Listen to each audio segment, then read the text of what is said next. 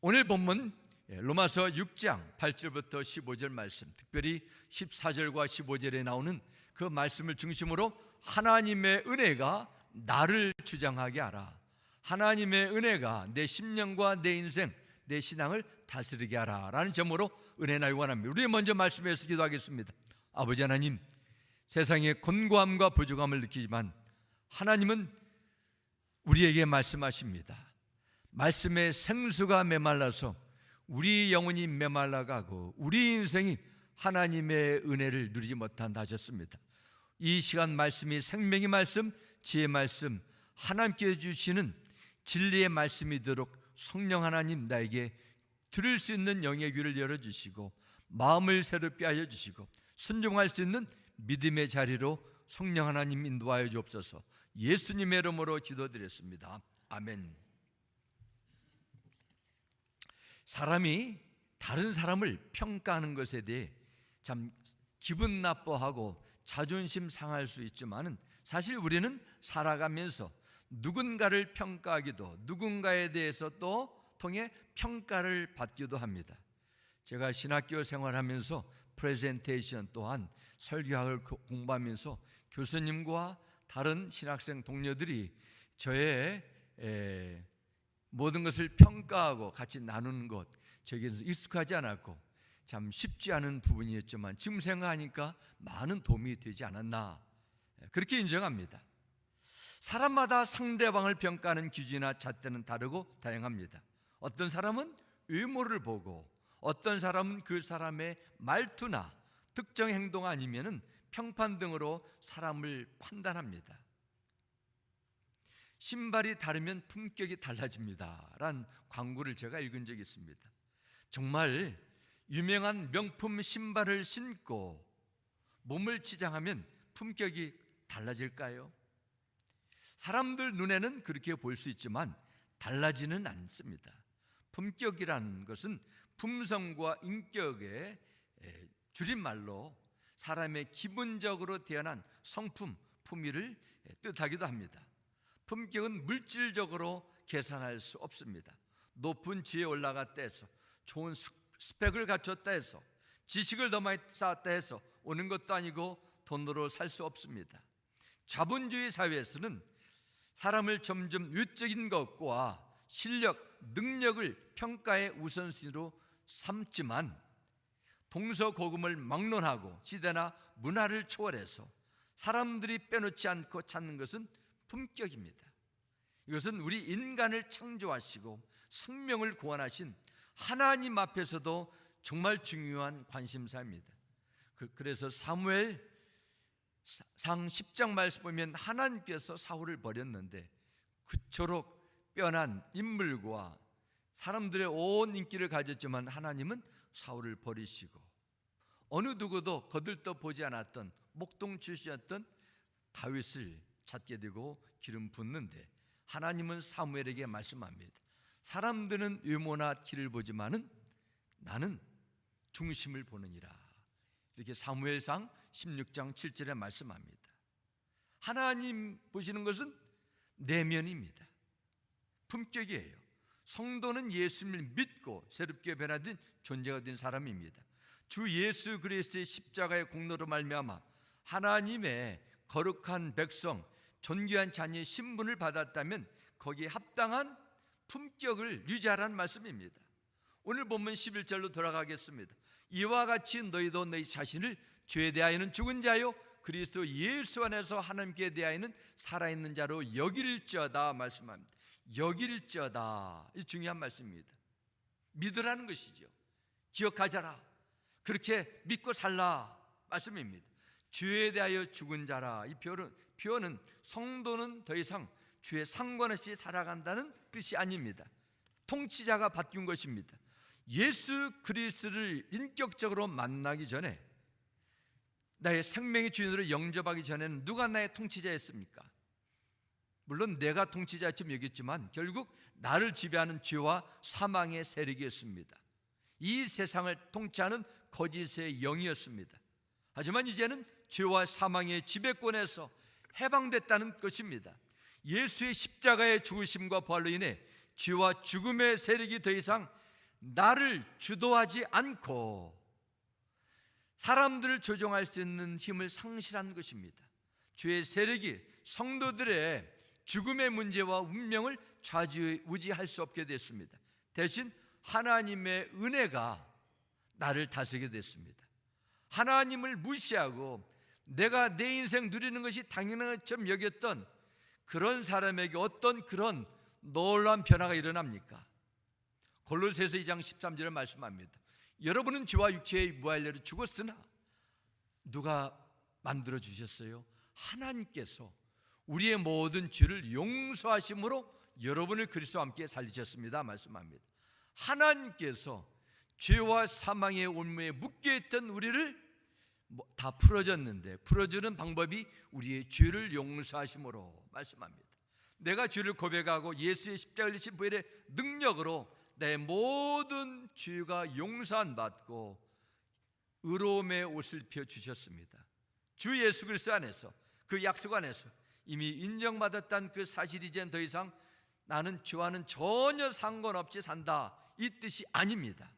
전에는 죄의 세력에 내가 끌려다니면서도 그것을 당연하게 여기고 어떤 교회는 그것을 즐기며 살아왔지만 이제는 죄의 세력에 맞서 싸우는 원수가 된 것입니다. 죄의 권세에서 자유받았지만 이미 죄의 영향력에서 끊임없이 흔들리고 넘어지는 그리스도인들이 해야 할 내용을 담고 있습니다. 이 내용은 명령입니다. 명령. 그대로 지키라는 거예요. 다시 한번 12절 13절 다시 보겠습니다. 그러므로 너희는 죄가 너희 죽을 몸을 지배하지 못하게 하여 몸의 사욕에 순종하지 말고, 또한 너희 지체를 불의의 무기로 죄에게 내지 말고 같은 의미입니다. 절대로 하지 말라는 것입니다. 죄의 노예에서 해방되어 자유의 신분을 받았다면 지난 날처럼 과거의 인생처럼 여전히 죄의 노예가 되어서 욕심과 습관에 끌려다니면서 그렇게 구원받은 은혜를 저버리고 살지 말라는 말씀입니다. 이것은 늘 죄와 싸워 승리가 보장된다는 뜻도 아닙니다. 죄의 세력의 공격과 시험에 넘어질 수도 있고 지금도 계속 씨름하는 부분도 있고 일시적으로 패배할 수도 있습니다. 그럼에도 불구하고 나는 절대로 죄의 포로가 되지 않으려고 끊임없이 앞으로 나가는 것입니다. 이것이 구원의 은혜를 입고 하나님의 자녀가 된 그리스도인 가지아들 신앙생활, 변화된 예수 그리스도 안에서 새로운 피조물이 됐다는 그 믿음 생활입니다. 오늘 본문 말씀에는 주 예수 그리스도 안에서 죄 용서 받은 성도가 하나님의 은혜 가운데 계속 머물 수 있는 중요한 영적인 교훈을 담고 있습니다. 그게 오늘은 세 가지로 구분해서 여러분과 함께 은혜 나누기 원합니다. 첫 번째, 우리가 어떻게 주의 은혜가 내 인생 속에서 메마르지 않고 떠나지 않고 머물 수 있나? 첫 번째는 십자가로 죄의 문제를 처리하라는 거예요. 십자가로. 우리 인간은 수고하고 무거운 짐을 진 자들입니다. 죄와 짐, 질병의 짐, 매일매일 살아가면서 정말 은행 어카운트가 메마르지 않도록 열심히 일해야 되는 부담이 있습니다. 불안과 두려움의 짐, 불행의 짐, 죽음, 절망, 여러 다양한 짐들이 우리의 몸과 우리의 마음을 짓누를 때도 있습니다. 우리 인간은 육체의 연약함뿐만 아니라 정신적인 연약함, 의지의 연약함, 또한 도덕적인 연약함에 의해서 고통하고 힘들어합니다. 인생의 가장 무거운 짐 하나를 뽑는다면 바로 죄의 짐입니다. 하나님을 모르는 사람에게는 마음의 죄에 대해서 심각하게 생각하지 않을 것입니다. 그러나 하나님께서 인간의 마음까지 그 죄까지 심판하시고 심판의 결과를 책임을 물으신다는 것을 믿을 때에는 죄의 문제는 그렇게 단순하게 여길 것이 아닙니다. 심지어 예수를 오래 믿었다 할지라도 난 겉으로 아무 흠집이 없는 사람이라고 내가 다른 사람이 그렇게 인정해도 마음 내면을 깊숙이 들여다보면 하나님의 용서를 끊임없이 매일매일 필요하는 죄인입니다. 다 거기서 거기에요. 우리는 의롭고 진실되고 선하게 살고자 하는 결심이 있다 해도 얼마 가지 못해서 마음이 달라집니다. 결심이 무너지고 그냥 여기에 빠져서 허우적거릴 수 있습니다. 상대방이 잘 될 때 시기하고 축복해 주지 않고 질투하는 그런 마음이 생기게 되고 조그만 일에도 미워하고 자신을 보고 힘들어합니다. 주의 무거운 짐진 자, 인간의 실존입니다. 그렇다면 이 인생이 풀 수 없는, 끝까지 짊어질 수 없는 주의 짐을 어떻게 처리해야 됩니까? 주의 세력과 치열한 싸움을 싸우라는데 히브리서 12장 1절과 2절 말씀합니다. 이러므로 우리에게 구름같이 둘러싼 허다한 징들이 있으니 모든 무거운 것과 얽매기 쉬운 죄를 벗어버리고 인내로서 우리 앞에 당한 경주를 하며 믿음의 주여 또 온전하게 하시는 예수를 바라보자 말씀합니다. 무거운 짐, 얽매이기 쉬운 죄의 그런 모든 것들이 우리에게 있는데 어떻습니까? 2절 말씀은 믿음의 주여 온전하게 신 예수를 바라보자 말씀합니다. 히브리서 12장은 신앙생활을 경주로, 레이스로 비유하고 있습니다. 주 예수께서 죄와 사망의 세력부터 구원하신 건 너무도 중요한 체험입니다. 하지만 이것이 끝이 아닙니다. 우린 계속 달려가고 있어요. 변화의 과정을 계속 걸어가고 있습니다. 예수 믿어 구원받은 하나님의 자녀가 됐다면 더 이상은 이 세상을 살아가는 동안 쉬지 않고 달려가야 된다는 것입니다. 그런데 달려갈 때 중요한 것은 바로 얽매기 쉬운 죄를 벗어버리라 말씀합니다. 우리에게, 구원받은 성도에게도 정말 죄를 벗어버려야 대상이 있다는 것입니다. 어떻게 죄를 벗어버릴 수 있어요? 예수를 바라보라. Perfect of faith라 했습니다. 믿음의 주라. 우리의 믿음은 흔들거리고 많은 오점 투성이지만은 내 믿음을 완성한다 말씀합니다. 어떻게 완성해요? 바로 주의 은혜가 나를 온전케 하는 것입니다. 내가 어떻게 하나님 앞에 온전케 될 수 있습니까? 불완전한데 어떻게 하나님의 거룩함에 비교할 수 있어요? 바로 예수 그리스도를 바라봐야 된다는데 그것은 구체적으로 무엇을 뜻합니까? 바로 나의 모든 죄를 씻고도 남음이 있는 예수 십자가에 흘리신 피의 공로를 믿는 것이 바로 예수를 바라보는 거예요. 뭐 예수님 초상화 걸어놓고 그냥 바라보고 있으면 뭐 내 믿음이 그냥 성장하고 뭐 좋아집니까? 그렇지 않습니다. 주 예수께서 나의 죄의 모든 모순과 흠집을 위에서 다 흘리신 보혈의 능력을 믿으라. 이것이 예수를 바라보는 것입니다. 로마서 5장 9절에 말씀합니다. 그러면 이제 우리가 그의 피로 말미암아 의롭다 하심을 받았으니 말씀합니다. 우리가 하나님 앞에 의롭게 된 것은 주의 피의 공로의 은혜입니다. 그 은혜가 한 번의 사건이 아니라 매일매일 우리는 죄와 물놀이 하듯 빠질 수 있지만은 그 나를 온전케 해주시는 예수의 십자가를 바라보라. 이것이 얽매기 쉬운 죄를 벗어버리는 비결입니다. 예수의 피로 말미암아, 이 말씀 속에는 두 가지가 있습니다.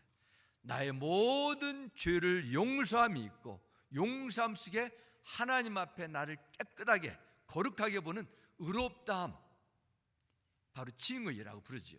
의롭게 하는 역사가 있습니다.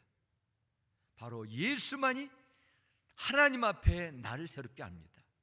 그래서 에베소서 3장 12절 말씀에 우리는 그리스도 예수 안에서 그리스도를 믿음으로 확신 가운데 담대하게 나갈 수 있습니다. 예수 그리스도 안에 있는 하나님의 죄 용서함과 하나님께서 나를 의롭게 하신 그 믿음 가운데 나는 하나님 앞에 나간다는 것입니다. 히브리서 4장 15절과 16절도 말씀합니다. 우리의 대제사장 되시는 예수님은 우리의 연약함을 동정하지 못하시는 분이 아닙니다. 그는 모든 점에서 우리와 마찬가지로 시험을 받으셨지만 주는 없으십니다. 그러므로 우리는 담대하게 은혜의 보좌 앞으로 나아갑시다 말씀합니다. 죄가 없기 때문에 그분의 흘리신 피가 효력이 있는 것입니다.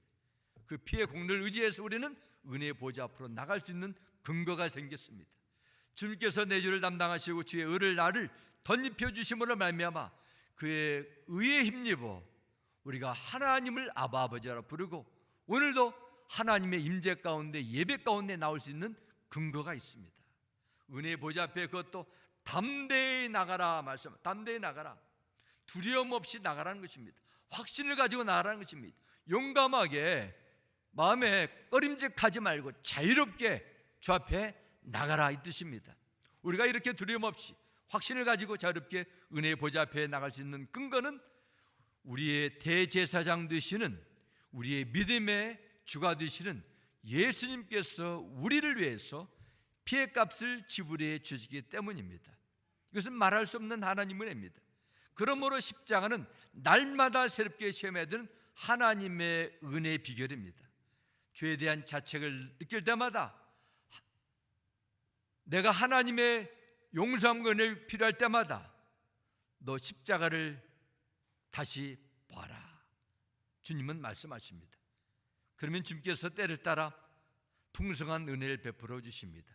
우리가 믿음으로 주의 십자가의 보혈의 능력을 의지하며 은혜의 보좌 앞에 나감으로 하나님께서 약속하신 주의 용서함과 회복과 의로움의 신분을 누리게 되기를 주의 이름으로 축원합니다.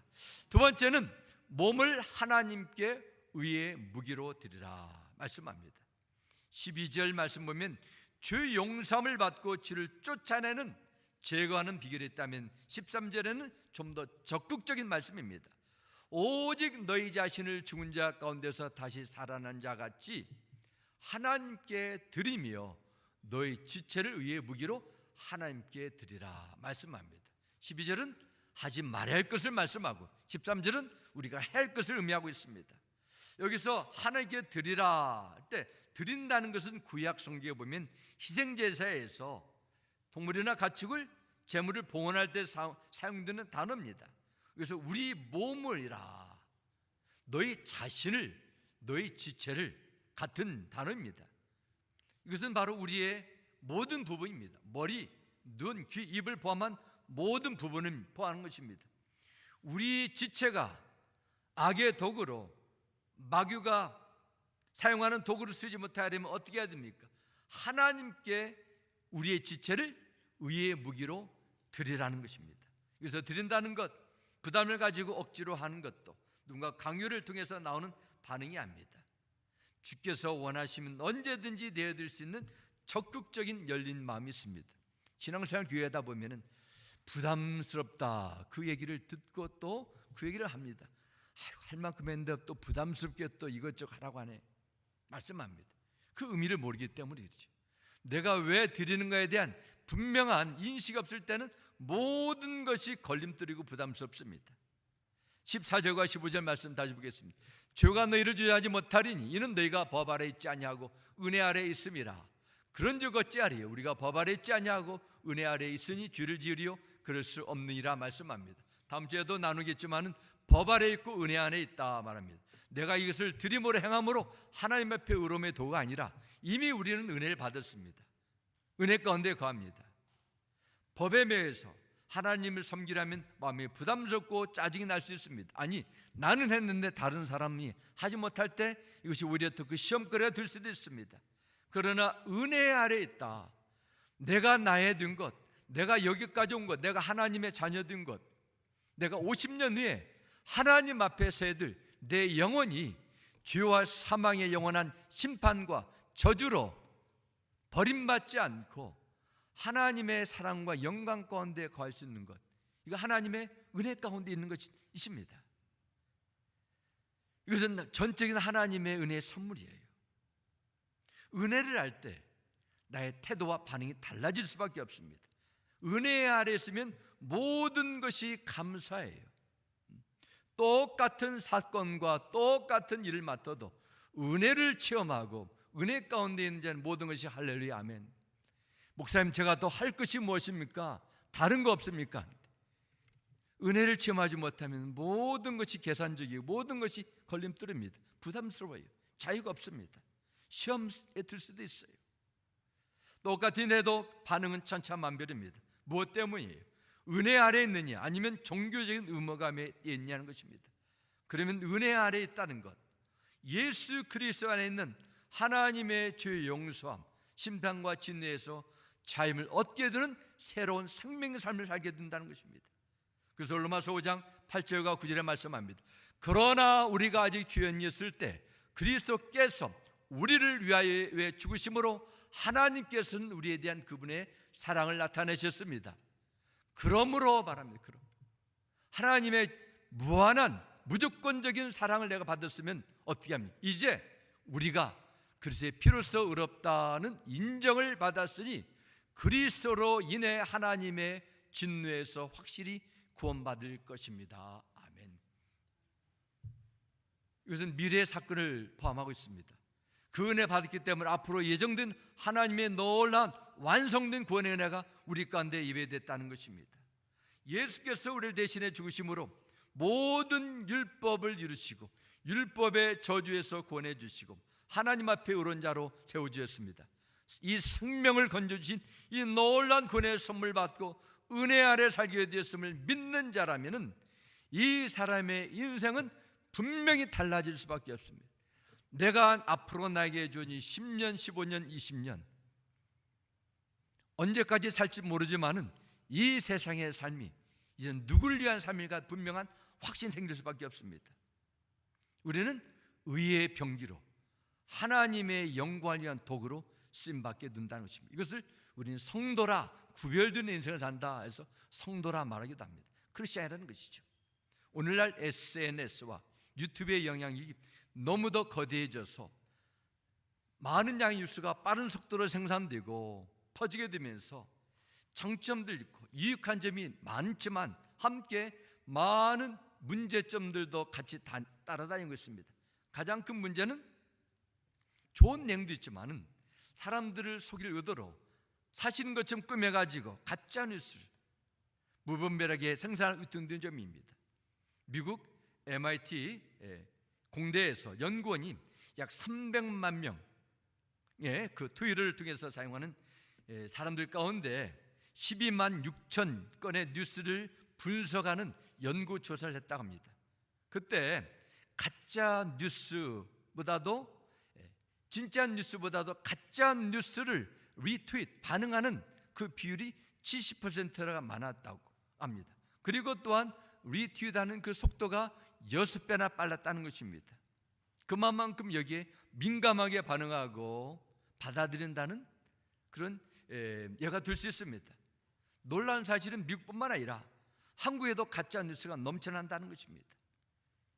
이렇게 신문 기사를 보면은 1%만 돼도 연 30조의 피해라, 250억 달러. 어떻게 돈으로 환산할 수 있겠습니까? 현대경제연구원에 보면은 이 피해액이 상상을 초월한다는 것입니다. 돈으로 환산할 수 없는 많은 피해도 더할 것입니다. 이처럼 사람들을 불편하게 하고 불안하게 하며 사회를 혼란스럽게 만들어내는 사회적인 비용, 인간관계, 여러 가지 일들 일어나는 것이 우리가 사는 이 세상의 모습입니다. 거짓과 가짜, 사기가 너무도 당연히 받아들이는 이 죄악된 어두운 세상에 우리가 살고 있어요. 그 좋은 머리, 그 좋은 지식과 정보 둔이 가짜 뉴스를 만드는 일에 사용된다면 얼마나 하나님 앞에 헛된 인생이 되겠습니까? 그리스도인으로서 새로운 삶에 나타나는 강력한 증거가 무엇입니까? 구원의 은혜에 합당하게 살아가는 것이죠. 그래서 에베소서 5장 8절 9절 말씀합니다. 너희가 전에는 어둠이더니 저는 주님을 만나기 전에는 죄 용서의 은혜를 깨닫기 전에는 어둠이었다. 이제는 주 안에서 빛이라 빛의 자녀들처럼 행하라 말씀하고 있습니다. 그리고 빛의 열매는 모든 착함과 의로움과 진실함에 있느니라. 이 세상을 점령하고 있는, 덮고 있는 가짜 거짓에, 악한 것에 이용당하지 말고 여기에 동참하지 말라는 것입니다. 빛의 열매는 무엇입니까? 착함과 의로움과 진실함이라 말씀합니다. 우리는 어둠의 자식에서 빛의 자녀라는 새로운 신분을 받았습니다. 이제 우리는 예수 그리스도의 빛을 공급받아서 어둠을 몰아내고 하나님께서 기뻐하신 일을 하는 것이 빛 가운데 사는 성도의 본분입니다. 그래서 고린도전서 6장 19절 20절에 말씀합니다. 너희 몸은 너희가 하나님께로부터 받은 바 너희 가운데 계신 성령의 전인 줄을 알지 못하느냐? 너희는 너희 자신의 것이 아니라 값으로 산 것이 되었으니 누구의 값입니까? 십자가의 주의 죽으심과 희생의 값입니다. 그런즉 너희 몸으로 하나님께 영광을 돌리라 말씀하고 있습니다. 이제 우리의 몸이 우리 것이 아닙니다. 주님께서 값을 지불하시고 주의 죽음의 저주에서 해방시켜 주셨습니다. 이제 우리 것이 아니라 주님의 것으로 구별됐습니다. 주님의 것으로 구별됐기 때문에 우리를 성도라 말합니다. 주님께서 내 것이라 말씀했는데 누가 감히 아니라고 말할 수 있겠어요? 우리는 머리로 입술로 우리의 몸의 지체로 은사로 하나님께 드리며 영광을 드리는 것입니다. 우리가 받은 은혜로 내 언어적인 표현으로 병들고 위로운 자를 위로해야 됩니다. 내가 가진 물질, 건강, 시간, 경험, 약하고 어려운 자들 위해서 주의 이름을 위해서 사용돼야 됩니다. 고린도전서 2장 15절 말씀합니다. 우리는 구원을 얻은 사람들 가운데서나 멸망을 당하는 사람들 가운데서나 하나님께 바치는 무엇이에요? 그리스도의 향기입니다. 하나님께 바쳐드리는 그리스도의 향기라 말씀합니다. 예수 그리스도를 영접한 성도라면 하나님께 바쳐질 때 그리스도의 향기가 나타납니다. 한국 사람에게는 마늘 냄새가 난다고 합니다. 마늘 양념이 들어간 음식을 늘 먹기 때문에 마늘 김치 냄새가 나는 것은 어쩌면 너무도 당연한 것입니다.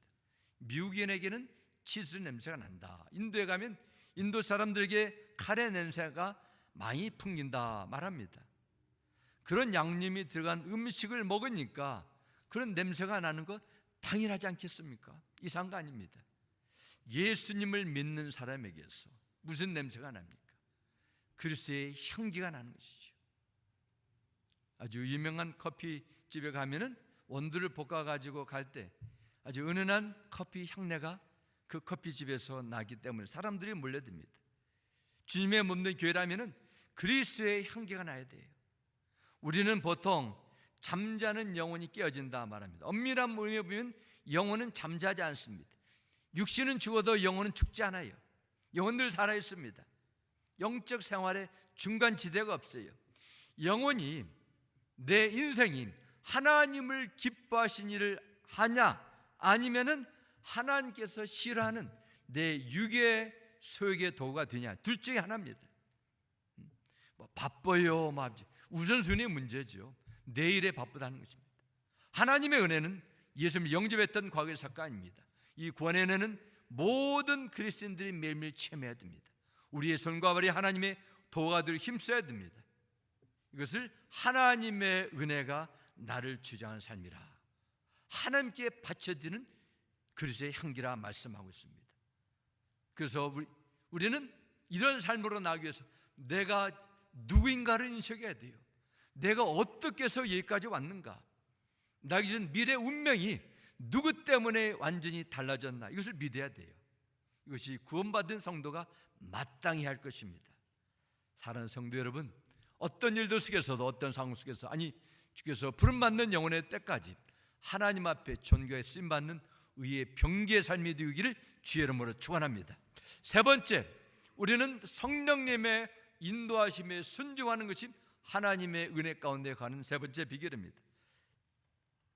우리 인생이 주인이라, 내가 어떤 잘못을 했기 때문에 내가 주인이라 이렇게 말할 수 있지만 성경은 꼭 그것만을 지적하지 않습니다. 예레미야 17장 9절 말씀 보면 만물보다 더 거짓되고 아주 썩은 것을 사람의 마음이 누가 그 속을 알 수 있습니까? 말씀합니다. 만물보다 더 거짓되고 가장 썩은 것은 어디에 있어요? 사람의 마음이라는 것입니다. 부패한 속마음을 감추고 살던 예레미야 시대 유다 백성들 향한 하나님의 강력한 말씀이지만은 2000 몇백 년이 지난 이 시대에도 인간의 거짓되고 부패한 마음은 달라지지 않았습니다. 오히려 더 교모하고 악해졌습니다. 죄가 이 세상에 들어온 이후에 그 죄의 힘이 우리의 생각, 우리의 몸, 우리의 생활 습관, 인격 전체를 지배하게 되는 것입니다. 그런데 사람들은 여기에 대해서 깊게 인식하지 못해요. 내가 새로워지고 또 달라지기 위해서 산속에 가서 돌을 닦고 수영을 한다, 좀 달라질 수 있습니다. 예를 들자면 그렇습니다. 이게 사람의 마음이라 가정하고 만물보다 거짓되고 썩은 이 모든 것이 이 안에 들어가 있어요. 이걸 가지고 산속에 가면 좀 더러운 것이 침전될 수 있지만 달라집니까? 근본적인 것이 달라져야 되지, 이걸 어디 다른 데 간다 해가지고 달라진다는 것은 아닙니다. 이 내용이 달라져야 돼요.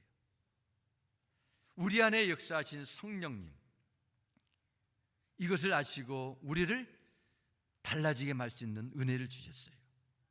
우리는 지혜로 충만해졌어요. 하나님을 믿지 않는 사람들 가운데 선하게 살며 하나님의 형상에 남아 있습니다. 이것은 일반 인충이에요. 그러나 선한 행실로 근본적인 죄의 오염됨은 변화될 수 없습니다.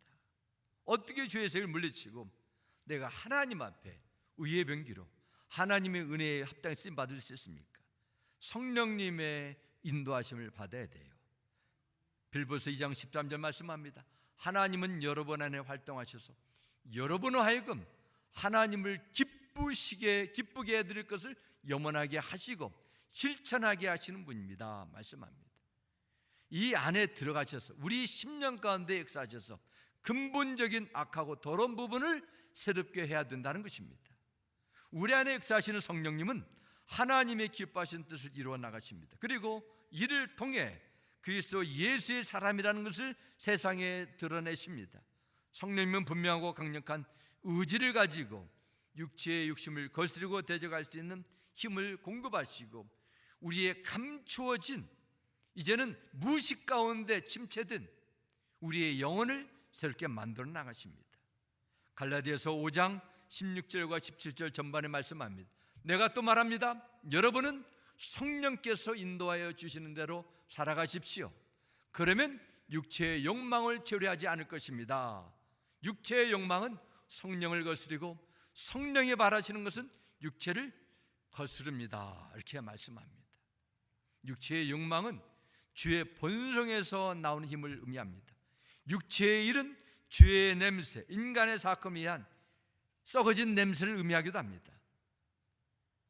어떻게 이를 바꿀 수 있어요? 성령께서 나를 끌어당겨야 돼요. 철 같은 금속을 끌어당기는 힘을 가진 물체를 자석이라 말합니다. 자석이 물체를 끌어당기거나 미는 힘을 자기력이라 말합니다. N을 해가지고 구분해가지고 같은 극은 밀어내고 다른 극은 끌어당기는 힘이 있습니다. 그래서 서로 밀어내는 힘을 가지게 됩니다.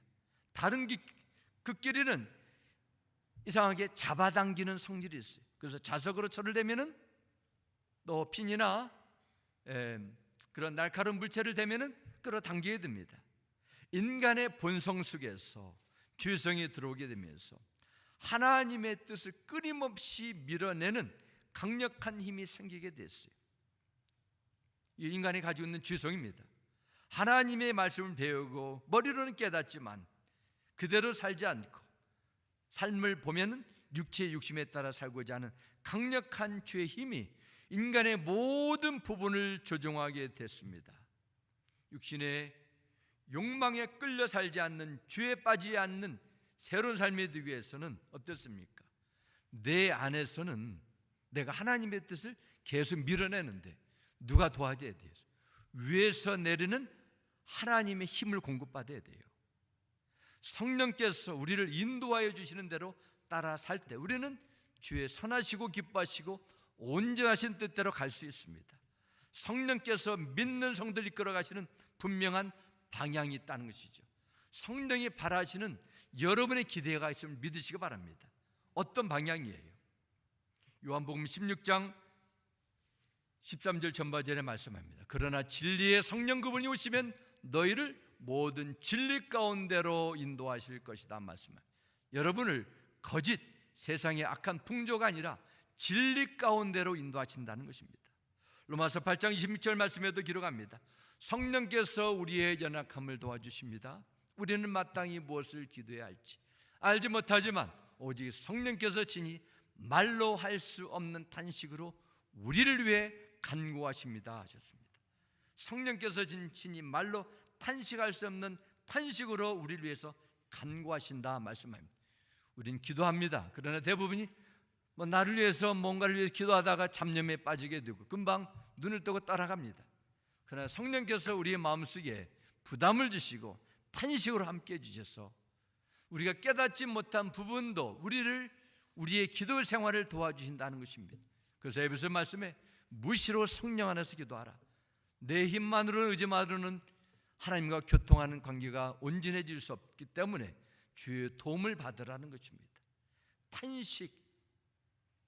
탄식으로 우리를 위해 간과진다. 성령님은 연약한 우리의 인생이, 우리의 믿음이 하나님께서 기뻐하는 때로 따라가기를 원하시는 강력한 소원이 우리 모두에게 있음을 우리는 배우게 됩니다. 정말 그렇습니다. 하나님은 예수 그리스도에서 자녀로 세워주신 여러분을 고아처럼 세상에 내버려 두지 않으시고 돌보시고 일깨워주시고 의의 병기로 하나님의 은혜에 합당해 살아가도록 늘 깨우쳐 주시고 인도해 주십니다. 구원의 은혜는 받으실지라도 계속 육체가 원하는 대로 세상이 끌려가는 대로 주의 모습처럼 살아가는 것이 아니라 하나님께서 소원하시는 뜻대로, 그래서 우리를 통해서 예수의 모습이 가장 아름답고 영광스럽게 세상에 나타나기를 기대하십니다. 예수님과 사도가 행한 사도행전적인 기적과 표적이 지금에 나타나지 않는다 해도 우리를 예수님의 형상으로 다듬어 가시는 것만큼 놀라운 기적도 없습니다. 성령이신 하나님께서 여러분의 모든 부분을 다스릴 때 나타나는 열매를 통해서 예수 그리스도의 향기가 되어 사람들에게 퍼져나기를 줄 것입니다. 이 놀라운 은혜가 새로운 한 주간에 주어진 삶 속에서 주 십자가의 별의 능력으로 주의 습관이 개소시켜 나가고 심령이 새로워지고 하나님의 뜻을 분별하고 주의 의의 병기로 살아가는 복된 아름다운 삶이 펼쳐지기를 주님의 이름으로 축원합니다. 우리 함께 기도하겠습니다. 아버지 하나님, 주님의 이름을 찬양하고 감사합니다. 세상에는 말합니다. 어떻게 더 편하고 더 안정되게 90년, 100년, 100세의 인생을 살아갈까? 여기에 전전긍긍하게 됩니다. 그러나 우리 인생은 하나님 앞에 인정받을 줄 믿습니다.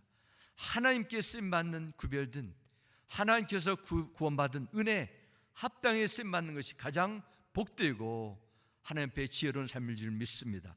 주여 십자가를 바라보게 해주시고 십자가 앞에서 주 안에서 자유함 받고 기쁨이 회복되고 성령에 내재하시는 그 놀라운 인생이 여기 계신 모든 분들의 삶과 신앙과 가정을 회복하여 주시고 붙들어 주시고 강건케 하여 주시옵소서.